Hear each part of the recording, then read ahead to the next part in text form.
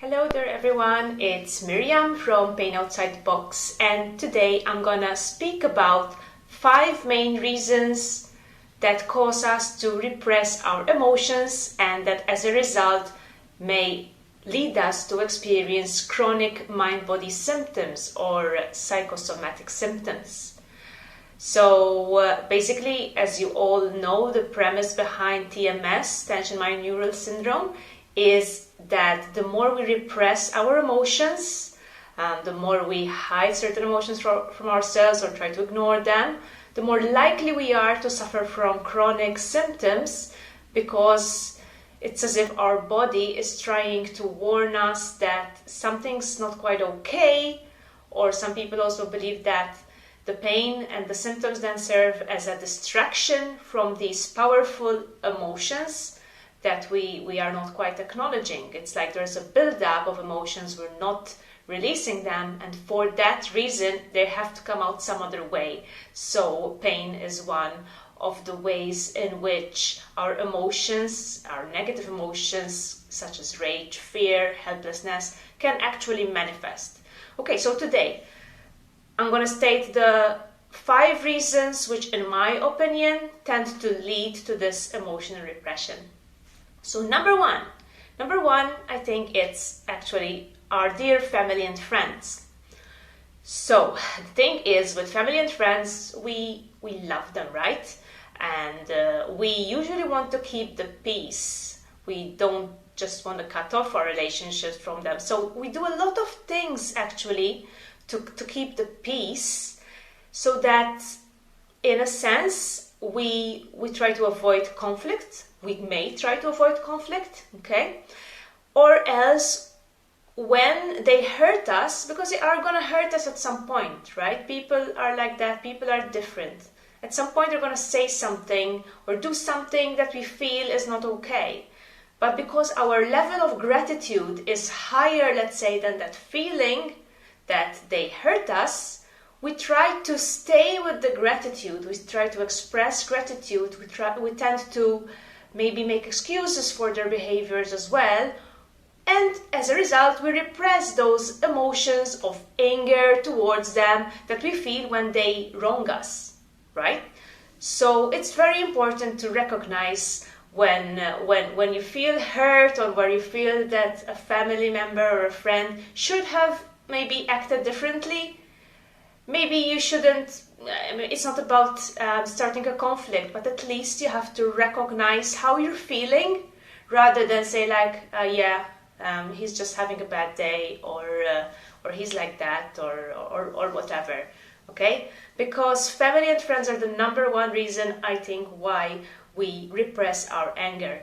And to mention another example, it's also our kids, our children, okay? When we feel that we have to do everything for them, we have to take care of them, that causes some sort of internal rage in some people, because they feel it's not acceptable to be angry at a family member, especially at kids. But the reality is that a part of them still feels angry because the person doesn't have time for himself or herself.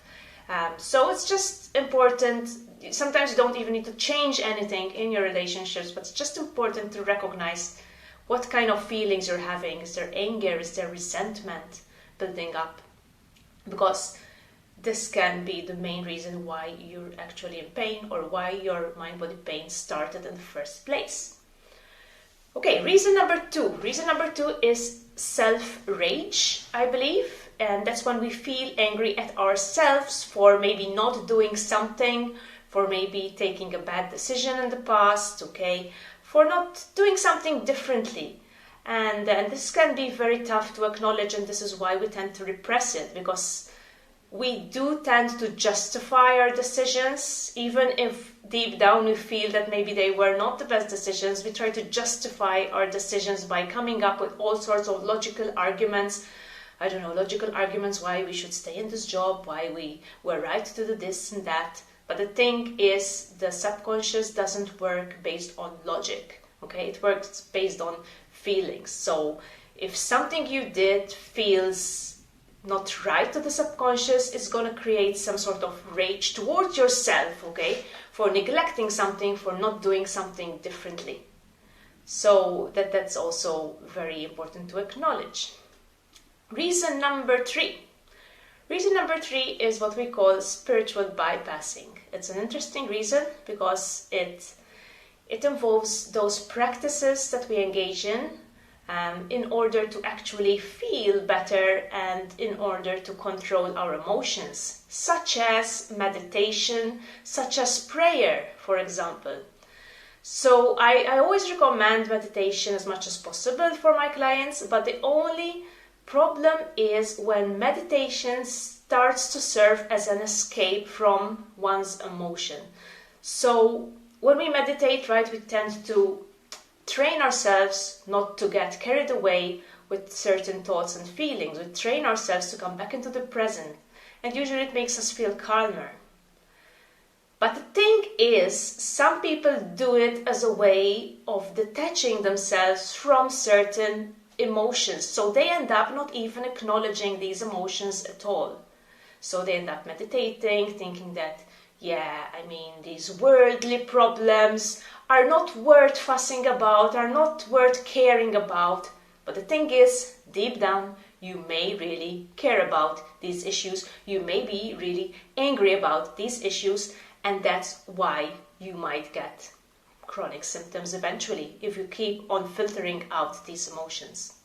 So, as I said, I always recommend meditation practices, maybe if you're spiritual, prayers or all sorts of activities which feel spiritual, which make you feel a bit more in control of your emotions and make you feel more grateful.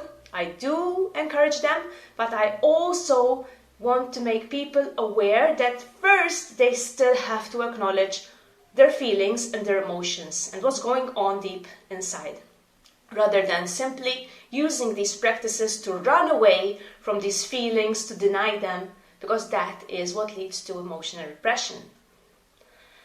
Okay, reason number 4. It's a little bit related to the previous reason, and it is actually positivity, being positive. So, I know a lot of people talk a lot about being positive and the benefits of being positive. I just find that it doesn't always work with TMS pain, because being positive may lead you to repress certain emotions that you cannot possibly be feeling happy about, right? Especially being positive too soon after an experience or after a traumatic event, okay? Something happened to you that upset you. If you're going to be positive too soon, you're going to repress those negative emotions, those feelings deep down, and they're going to get stuck there, and the next time you might encounter a situation that is slightly similar to that experience or that reminds you of that experience, those feelings are going to start to show up somehow, and if you keep denying them because you feel like you shouldn't make a fuss, everything's all right, that's when you might get mind-body symptoms. And that's why we also get a lot of bubbly, positive persons who suffer from chronic symptoms, because they're just not trained to feel their negative emotions or to feel their anger, especially because positive people feel that anger is wrong. Anger is a feeling to be acknowledged if it's there. It's wrong if you use it to influence or impact others negatively, but if it's there, you have to acknowledge it and see what's the problem there. And that is the only reason why positivity can work against you. It's fine if then you take a decision to be more positive after you've acknowledged your anger, your fears, and whatever else, your grief maybe. Okay, and the last reason I wanted to mention is self-sacrifice, reason number 5. So self-sacrifice, what do I mean by this? So self-sacrifice is the act of denying your needs, okay, what you really want, in order either to please others or else in order to maintain a specific self-image, such as the self-image of a hard-working person, okay? So a hard-working and ambitious person at work wants to show up, always show up at work or whatever. He or she feels that he derives value from being hard-working, so it's a value. But if in the process he or she denies certain wishes, certain desires maybe, to take a break, to relax, that's when, during stressful times, these feelings of anger can build up, because our inner child, our inner self, doesn't care really about pleasing others or about maintaining a specific self-image. What our inner child really cares about is pleasure. So when we deny it pleasure because we want to maintain a certain self-image of being, completely devoted to our family, for example, a completely selfless person, that makes our inner child angry. And if we keep denying certain needs and wishes, then that's when we can actually experience MindBody symptoms, if we keep doing this in the long term. So basically, yes, that's it, the reasons why we might repress our emotions. So I just hope that if you're suffering from TMS, MindBody pain, you maybe take some time for reflection, see if any of these things are part of your life, basically. So just to recap, it's family and friends and how we repress our rage or resentment towards them. Self-rage, how we repress feelings of anger or maybe even guilt towards ourselves.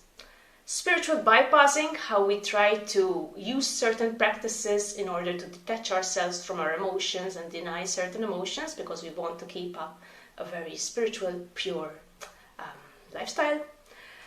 Positivity, similar to spiritual bypassing, we want to keep a positive self-image, and for that reason we feel that being negative or complaining is bad, and for that reason we repress certain feelings or certain emotions that make us feel really angry.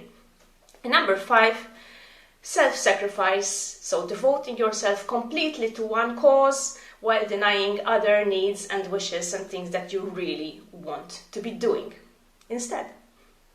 So that causes a lot of rage, and actually it causes a lot of self-rage, of course, so it's related to number 2, to self-rage.